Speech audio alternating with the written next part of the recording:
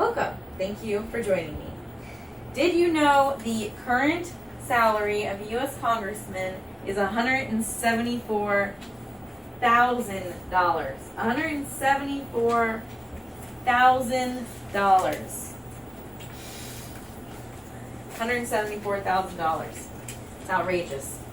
So today I'm going to give you a brief history on term limits, why not having them is a problem, and what we the people can do to help with the resources we have available to us. The purpose of this speech is to reasonably argue in defense of term limits, why they should be imposed on both the U.S. Congress and the Supreme Court, but more importantly, why you need to enact change today. All right, let's talk about term limits for a moment. A brief history on term limits. Term Limits Incorporated versus Thornton was a Supreme Court case. In 1995, the Supreme Court ruled 5-4 in that the state enacted term limits for members of Congress were unconstitutional, meaning term limits for anyone wasn't right. This ruling devastated the term limits movement and mandated only one path, which is a constitutional amendment. An example of this amendment would be the 22nd Amendment proposed by a Republican Congress shortly after Franklin D. Roosevelt had won his fourth term. This allowed for U.S. presidents to serve for only 2 elected terms in office, which prevented a single man from holding power for too long. This is Franklin D. Roosevelt. Okay. The present term limits, under the Constitution, members of the United States Senate may serve an unlimited number of 6-year terms, and members of the House of Representatives may serve an unlimited number of 2-year terms.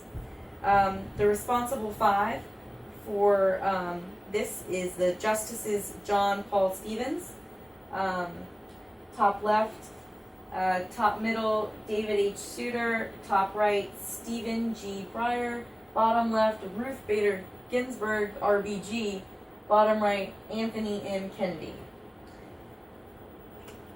They both all kind of agreed, majority ruling in the Supreme Court case of Term Limits Incorporated versus Thornton, that it was unconstitutional for there to be term limits. So, and to quote the Washington Post quoted Justice John Paul Stevens regarding his ruling as permitting individual states to formulate diverse qualifications for their congressional representatives would result in a patchwork of state qualifications, undermining the uniformity and the national character that the framers envisioned and sought to ensure. So, pretty much it would mess up what the founding fathers had planned. I believe, however, that we need to impose term limits. And to quote John Adams once said, "Without term limits, every man in power becomes a ravenous beast of prey." And here is a photograph of the Congress and Supreme Court. One of the reasons we need to impose term limits is corrupt politics. Term limits can break the cycle of corruption in Congress. Case studies show that the longer an individual resides in office, the more likely they are to begin, or less likely they're going to serve you, and more likely they will serve their own interests. It would also break the special hold that special interest groups have in Congress. Term limits would also encourage regular citizens to run for office.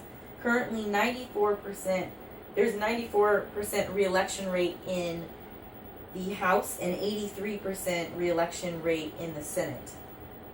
Additionally, it's almost impossible for the average citizen to try to campaign against current Congress members.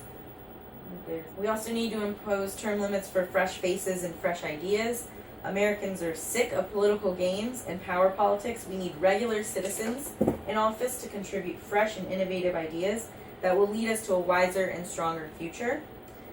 Term limits would force politicians to think about the impact of their legislation, because they would be returning to their communities shortly after they've enacted said legislation. And to quote Term Limits, an organization published in July of 2016, "We need citizen legislators, not career politicians." However, we're not exactly helpless either. There are things that we can do. Get involved. There are those in Congress who are committed to change. You need to sign petitions, donate if possible, and come forward. You must be the change you want to see in the world. The idea of this speech was hopefully to persuade you to consider term limits, the problems we face not having them, and your right to demand them. With that in mind, I'd like to leave you with a very insightful quote by anthropologist Margaret Mead. "Never doubt that a small group of thoughtful, committed citizens can change the world. Indeed, it is the only thing that ever has."